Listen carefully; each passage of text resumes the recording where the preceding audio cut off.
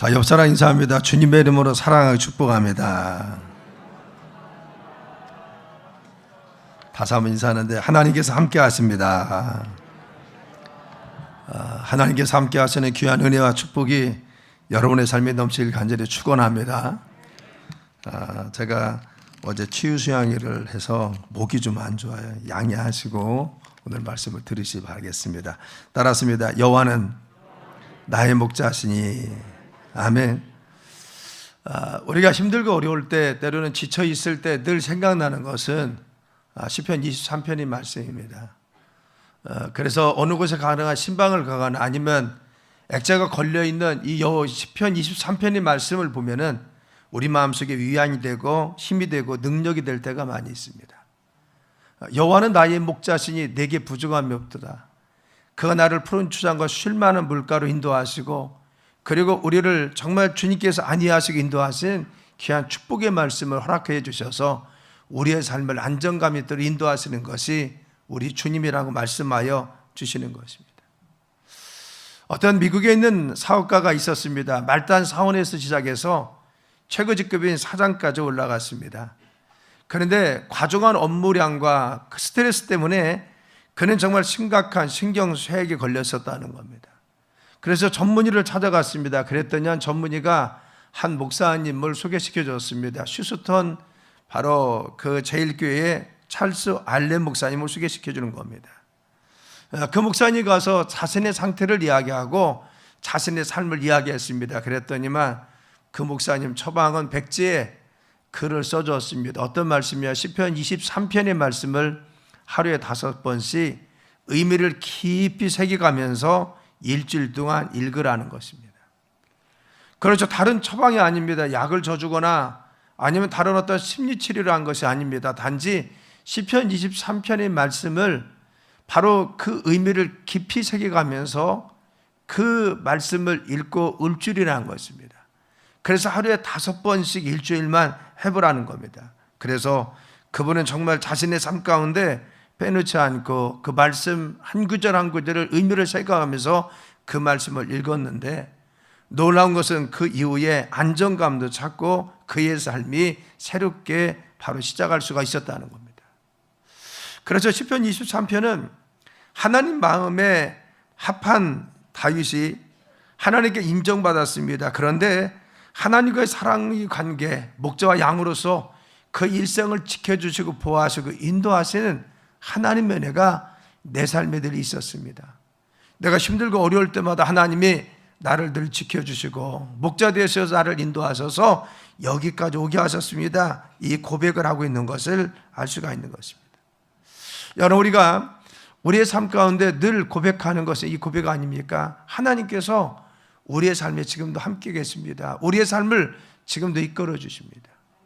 우리가 그동안 코로나 3년의 기간에 지치고 힘든 것이 사실입니다. 아직도 내 주변에 많은 것들이 정리되지 않고 우리의 삶이 아직도 정돈되지 못하고 일상의 삶에 회복되지 못한 것들도 여전히 많이 있습니다. 그렇지만 우리가 늘 기억하는 것은 지나고 나서 지금 생각하니까 하나님이 여기까지 인도하셨습니다.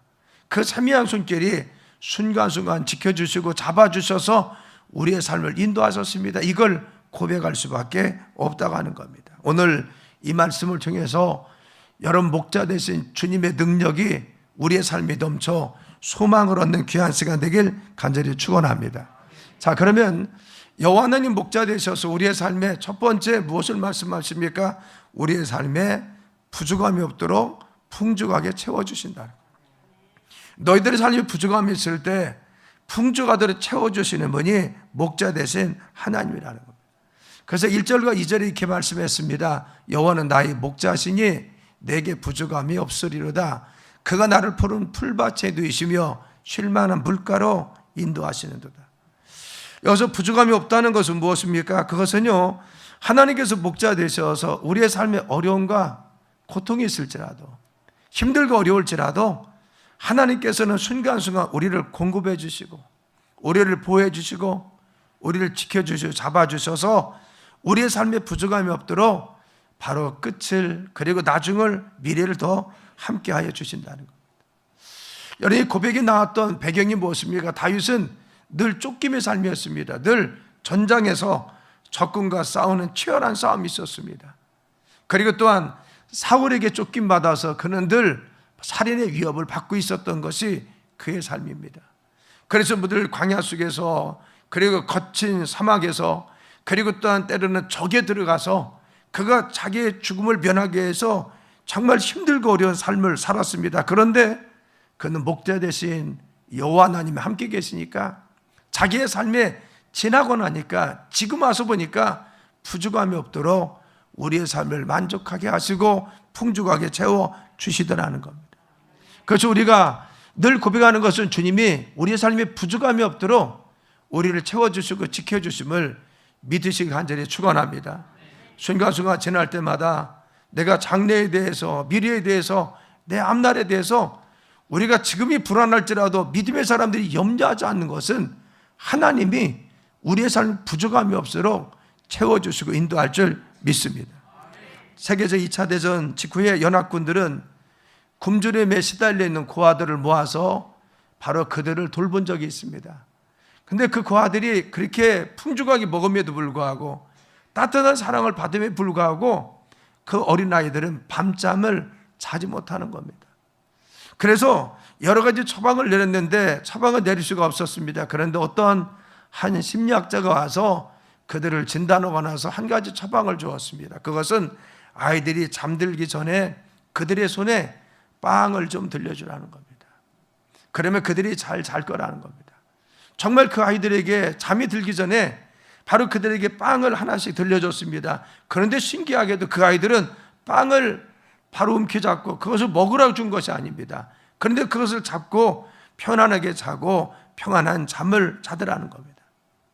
이 아이들은 늘 부모님을 잃어버리고 내일에 대한 염려가 있었습니다. 오늘은 먹었는데 내일은 내가 먹을 수 있을까? 내가 오늘은 배불렀는데 내일 아침에 눈을 뜨면 누가 돌봐주지? 내가 뭘 먹지?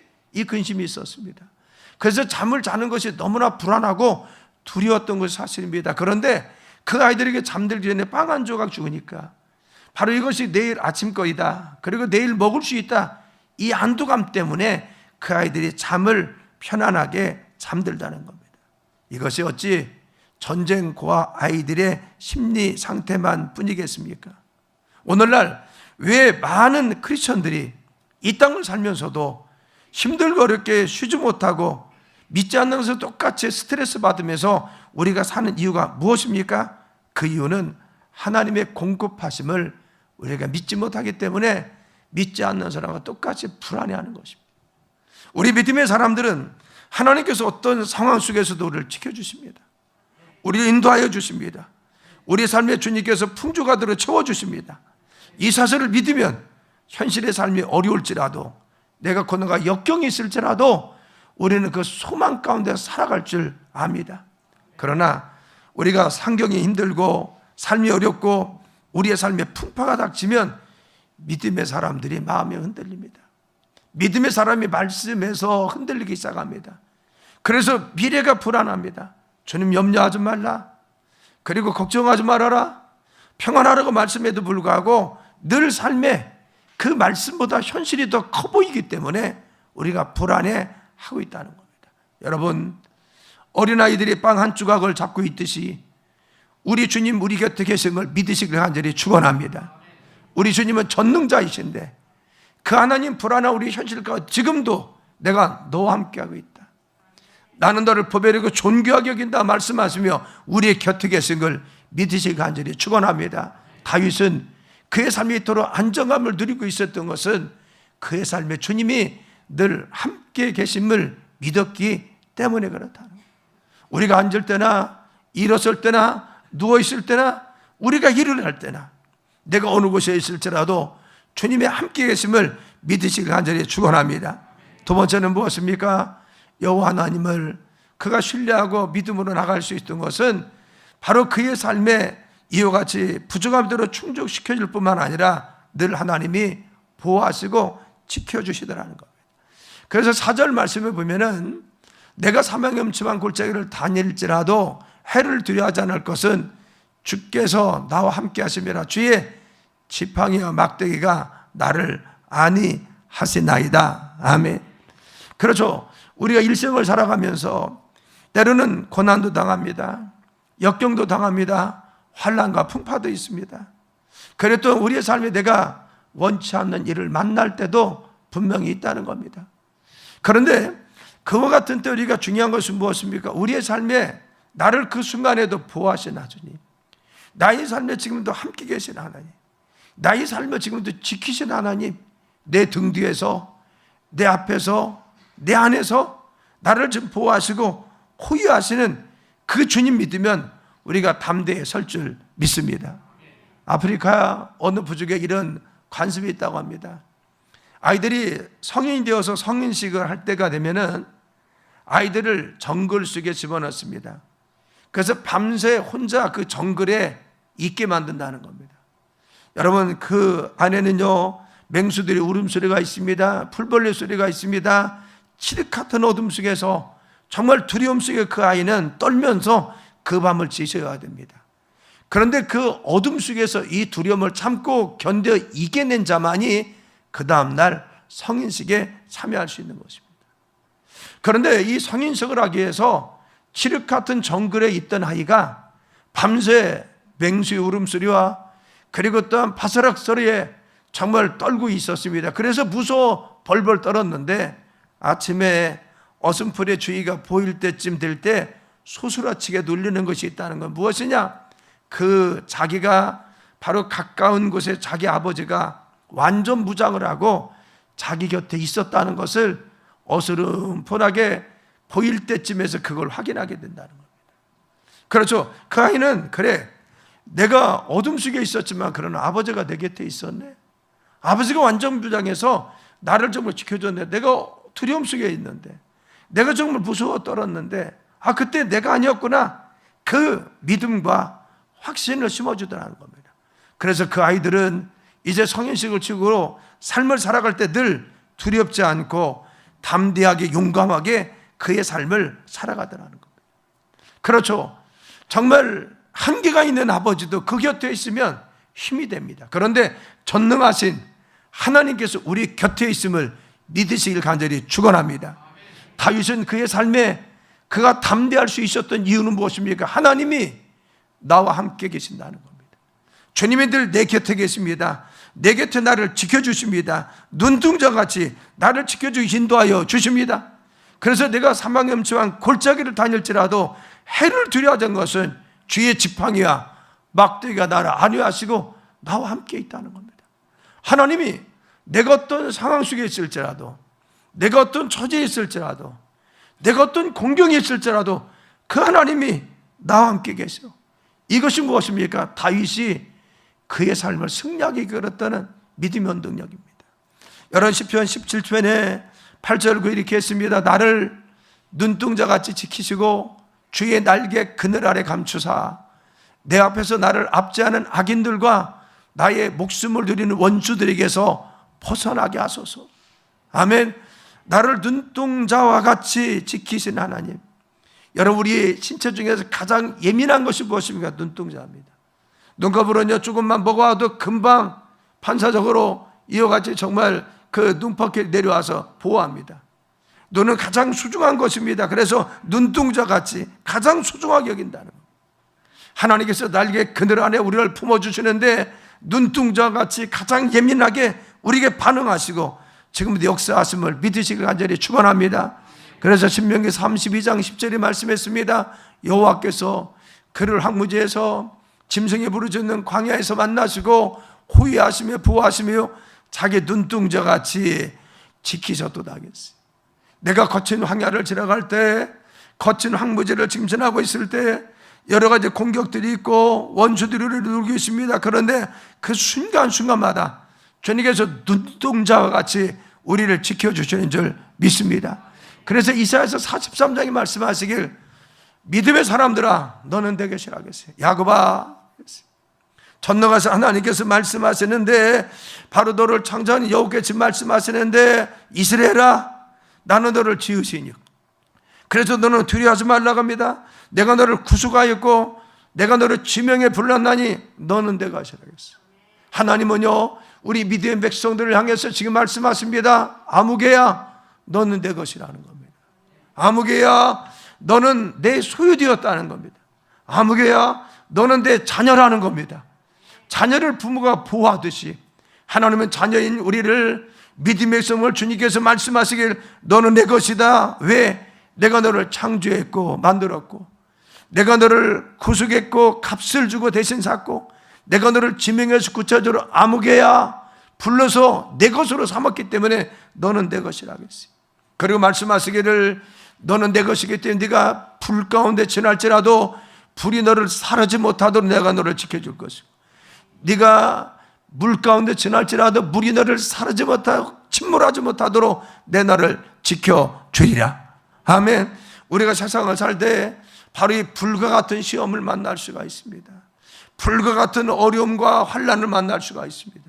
그런데 이 불과 같은 역경과 환난과 공경과 재앙을 만날지라도, 그렇죠, 홍수와 같이 우리의 삶을 쓸어내는 죄악이 있고 세상의 경제적인 한파가 있을지라도, 홍수와 같이 밀려드는 것이 있을지라도 내가 너를 반드시 지키시고 인도하여 주신다고 말씀하여 주시는 것입니다. 그래서 불이 너를 사르지 못하도록, 물이 너를 침몰치 못하도록 내가 너를 지켜주는데, 내가 내 눈에 보배롭고 존귀하며 내가 너를 사랑하였은즉 내가 내 대신에 사람들을 주어 백성들을 내 생명을 대신하니 두려워하지 말라. 너 두려워하지 말라. 내가 너희들을 끝까지 지켜주마. 할렐루야. 하나님께서 우리를 끝까지 지켜주시고 보호하심을 믿으시길 간절히 축원합니다. 왜 우리 믿음의 성도들이 담대합니까? 그것은 하나님이 내 삶에 함께 계십니다. 그래서 여호수아 1장 9절에 말씀하시길 너희는 두려워하지 말라겠어요. 왜? 네가 어디를 갈지라도 내 하나님 여호와가 너와 함께 하신다고 했어요. 여기서 어디를 갈지라도 이것은 무엇이며, 너희가 어떤 환경에 처할지라도, 어떤 처지에 놓여 있을지라도, 어떤 공경에 있을지라도, 네가 정말 혼자 있을지라도, 수술실에 있을지라도, 네가 마취 상태에 있을지라도, 그리고 네가 질병 속에 있을지, 어떤 상태에 있을지라도, 어떤 상황과 어떤 환경 속에 있을지라도 주님이 우리와 함께 계심을 믿으시길 간절히 축원합니다. 여호와 하나님이 우리를 보호하시고 지켜주십니다. 사랑 여러분, 우리가 힘들고 어려울 때 정말 주님 묵상하면서 여호와 하나님이 나의 목자 되시면 우리가 생각할 때 왜 안정감이 있습니까? 그래, 하나님이 나를 충족시켜 주시고 내 삶을 아름답게 인도하여 주셔. 지금도 보호하셔. 그 하나님 다 함께 계시지. 지금도 동행하시지. 내 사정도 아시고 내 아픔도 아시고 내 어려움도 아시지. 그 하나님이 나를 알고 계신 거죠. 내 지금 처지도 환경도 내 상황도 압니다. 저는 신방 가서 보면 우리 성도님들 가정에 액자나 아니면 족자를 해서 시편 23편의 말씀을 잘 기록해 놓은 가정들이 있습니다. 가서 보면요, 얼마나 제 마음이 좋은지 몰라요. 그래서 그래, 이 가정은 여호와 하나님 목자로 삼으시고 하나님께 이 가정을 이끌어 주시는구나, 그런 의지하는 마음이 있고, 우리 믿음의 성도들이 그렇죠. 왜? 우리 어려울 때마다 시편 23편을 암송합니까? 어려울 때마다 왜 정말 눈을 감고 묵상합니까? 하나님이 목자 되셔서 우리의 길을 충족시켜 주시고 우리를 보호하시고 인도하여 주셔서 승리케 붙들어 주십니다. 그래서 그 하나님 생각하면, 그 하나님 내가 만나면, 그 하나님 믿으면 우리의 삶에 안정감 있고 능력 있는 삶을 살아갈 수 있더라는 겁니다. 그래서 끝내 목자 되신 하나님 어떻게 합니까? 우리를 의의 길로, 승리의 길로 인도하여 주시는 것입니다. 여러분 3절에 보면 이렇게 말씀했습니다. 바로 내 영혼을 소생시키시고 자기 이름을 위하여 의의 길로 인도하신다. 우리를 의의 길, 승리의 길, 바른 길로 인도하십니다. 믿음의 사람들은 끝이 뭐요? 의의 길입니다. 하나님께서 우리의 삶의 믿음대로 살아가고 주님 따라가며 하나님 승리의 길을 인도하십니다. 그래서 6절에 뭐라 하겠습니까? 내 평생에 선하심과 인자하심이 반드시 나를 따르니, 내 삶에 늘 주님이 끝을 정돈해 주십니다. 그리고 선하고 그리고 의로운 길로 인도하여 주셔서 마침내 무엇입니까? 내가 여호와의 집에 영원히 거할 수 있도록 선함과 인자하심과 의로움으로 우리를 채워 주시더라는 겁니다. 여러분, 이스라엘 광야에는요, 보통 여러 가지 길이 있는데 그 중에 트레일이라고 하는 길이 있습니다. 이것은 인위적으로 생긴 길입니다. 사람이 밟고 많이 지나가서 생겼거나 아니면 사나운 짐승이나 짐승들이 밟아서 길이 생긴 겁니다. 누군가 자꾸만 밟아서 그곳에 풀이 죽고 길이 생긴 것을 트레이라고 합니다. 그런데 여러분, 양떼가 만일 트레이라는 길을 정말 곱고 잘났기 때문에 그 길을 지나가는데 다행히 사람들이 놓은 길이라고 하면 안심입니다. 그런데 사나운 짐승들이 자주 다녀서 길이 되었는데 그 길을 가면 편안하다고 하면 끝내는 사나운 짐승에 잡혀 먹고 말 것입니다. 그렇죠. 그 양떼들이 보호받을 수 있는 길은 무엇입니까? 목자를 따라야 됩니다. 목자는 어떤 길이 편안한 길인지, 어떤 길이 안전한 길인지, 어떤 길이 사람이 다니는 길인지, 어떤 길이 사나운 짐승이 있는지 잘 알고 있습니다. 그래서 목자를 따르면 양떼들은 편안한 길로 갈 수가 있습니다. 안심할 수가 있습니다. 그리고 그들이 생명을 보존할 수 있습니다. 그런데 목자를 따르지 않으면 그들이 자신의 길을 자기가 가면 사나운 짐승에 물릴 수도 있다고 하는 겁니다. 여러분, 그렇죠. 우리의 삶에 우리는 내일 일을 모릅니다. 내일 어떠한 일이 있을지, 내일 어떠한 일이 벌어질지 아무도 모릅니다. 그런데 중요한 것은 우리의 길을 아시는 분이 누굽니까? 하나님이십니다. 우리 자신도 아시고 내 마음도 아시고 내 상태도 아시고 우리 앞날도 아시고 인도하신 분이 하나님이십니다. 우리가 따라야 되는 것은 목자 되신 하나님이 인도하신 분을 따라갈 때 우리가 의의 길, 평안한 길로 인도될 줄 믿습니다. 그래서 여러분, 우리가 지금 가는 길이 어떤 길입니까? 내가 가는 길입니까? 아니면 주님이 닦아놓은 길을 우리가 가고 있습니까?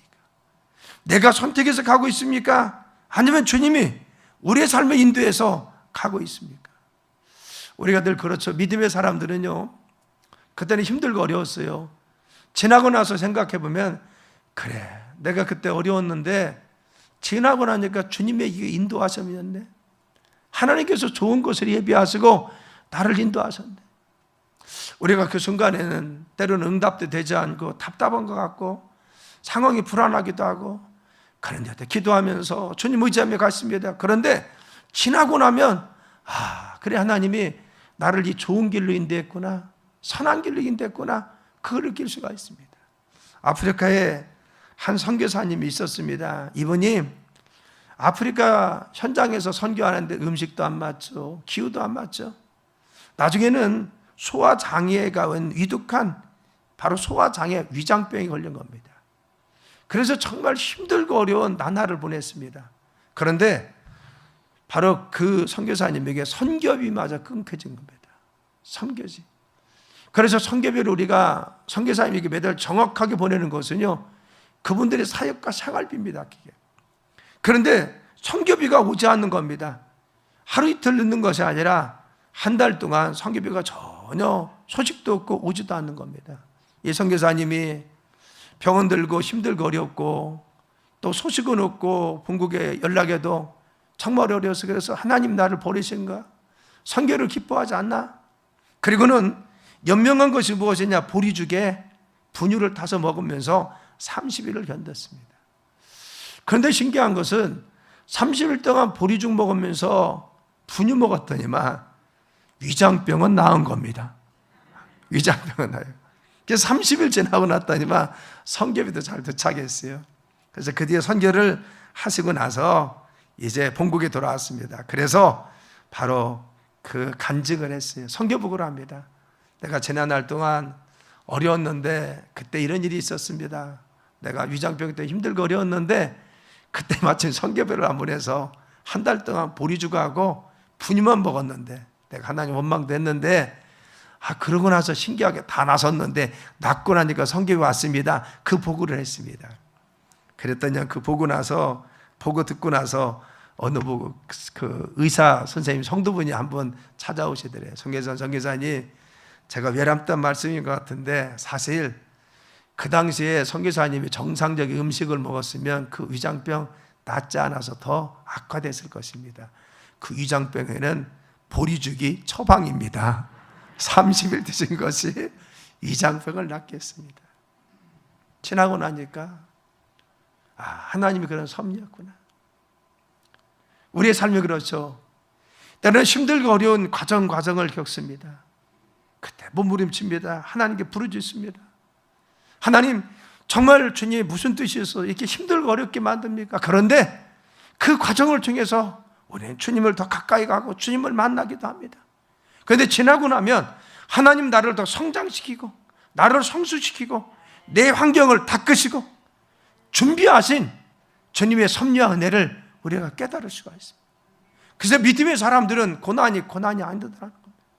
우리의 삶의 시험과 어려움이 아니더라는 겁니다.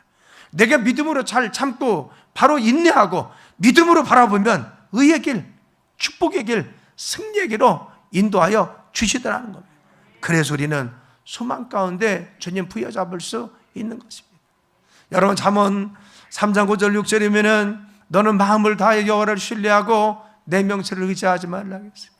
너는 범사의 그를 인정하라. 그러면 내 길을 지도하시리라. 아멘.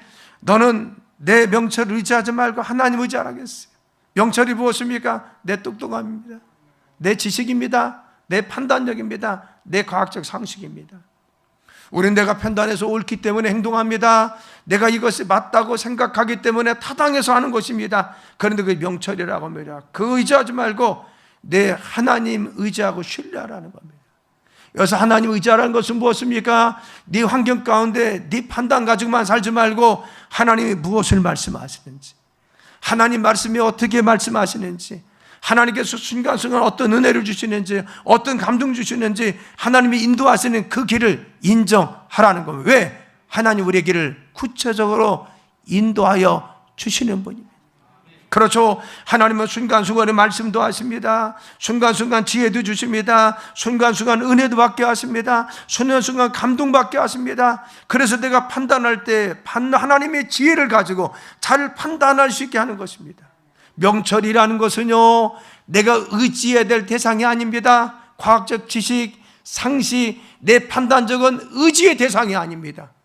그렇죠. 이 명철이라는 것은 내 판단력, 지식, 과학적 상식이라는 것은 하나님 뜻을 올바르게 분별하는 우리의 바로 상식인 줄 믿습니다. 그래서 하나님 뜻을 잘 구분하라고 명철을 주었습니다. 하나님 뜻을 잘 판단하라고 우리에게 명철을 주었습니다. 그래서 순간순간 주님 뭐라고 말씀하시는지 그 말씀을 듣고 우리가 살아갈 때 주님 뭐라고 했습니까? 그리하면 내 길을 지도하신다. 여기서 범사는 무엇입니까? 큰 일이든 작은 일이든 주님이 너희를 인도하심을 믿으라는 겁니다. 여러분, 주님께서 우리의 삶을 인도하심을 믿으시기 간절히 축원합니다. 믿습니까? 우리가 늘 고백은 무엇입니까? 주님이 나를 인도하여 주십니다. 주님께서 이 순간에도 인도하시고 함께 하십니다. 그래서 오늘 5절이 뭐라고 했어요? 주께서 내 원수의 목전에서 상을 차려주시고 기름을 내 머리에 부으셨으니 내 잔이 넘친다 했어요. 그렇죠. 원수들이 보는 앞에서, 그렇죠, 나를 정말 무너뜨리려 했던, 나를 정말 여러 가지 풍파 속에서 어려움 속에서 내 신앙을 넘어뜨리려 했던 원수들이 보는 앞에서 주님 우리에게 잔치상을 베풀어 주셨어요. 우리가 승리하고 잔치상을 거하게 베풀어 주십니다. 기름을 바르신다고 해서 기름 부어요. 나를 존귀함으로 존중받게 해주십니다. 내 잔이 넘치도록 우리의 삶을 축복하여 주실 줄 믿습니다. 그래서 믿음의 사람들은 왜 우리의 삶에 힘들고 어려도 목자 되시기 때문에. 믿습니까? 여러분, 힘들고 어려워요. 시편 23편을 자꾸 암송하세요. 그렇죠. 정말 힘들고 어려면 내가 책상에 앉아서 눈을 감고 조용히 엎드리고 묵상하는 겁니다. 그러면 그 하나님이 내 목자 되셔서 내 삶을 인도하여 주시고 내 삶을 지켜주시고 우리에게 안위해 주시고 우리에게 힘 주시고 능력 주실 줄 믿습니다. 그래서 요한복음 13장 9절로 10절에 말씀했습니다. 내가 문이니 누구든지 나로 말미암아 들어오면 구원을 받고 또는 들어가며 나오며 꼴을 얻으리라. 도적이 오는 것은 도적질하고 죽이고 멸망시키는 것뿐이요 내가 온 것은 양으로 생명을 얻고 하고 더 풍성히 얻게 하려는 것이라. 아멘. 우리 목자 되신 우리 주님은 어떻게 하십니까? 우리의 삶을 바로 생명을 주신다고 했어요. 영생 주실 뿐 아니라 더 누리도록 우리의 삶을 더 풍성히 뭐예요? 누리는 축복입니다. 내 가정을 통해서, 내 자녀를 통해서, 내 달란트, 내 삶을 통해서 너희들의 삶이 누리게 하리라. 누리게 하리라. 여러분, 누림의 복이 얼마나 큰 복입니까? 자녀를 통해서 누림의 복이 있어요. 기쁨이 있습니다. 내가 가지고 있는 경제적인 여유를 통해서 하나님께서 누리게 하시고 베풀게 하시고 하나님 영광을 위해서 쓰게 하십니다. 우리의 삶의 부부를 통해서 행복을 누리게 해주십니다. 우리 가정을 통해서 축복을 누리게 하시고 교회를 통해서 누리게 해주십니다. 이 축복을 허락하여 주신다고 했어요. 여러분, 목자 대신 그 주님의 항해하심을 마음속에 늘 간직하며 한 주간도 승리하시길 간절히 축원합니다. 기도합니다. 하나님, 저희들의 삶의 능력 가운데 인도하여 주시고 목자 되신 주님, 우리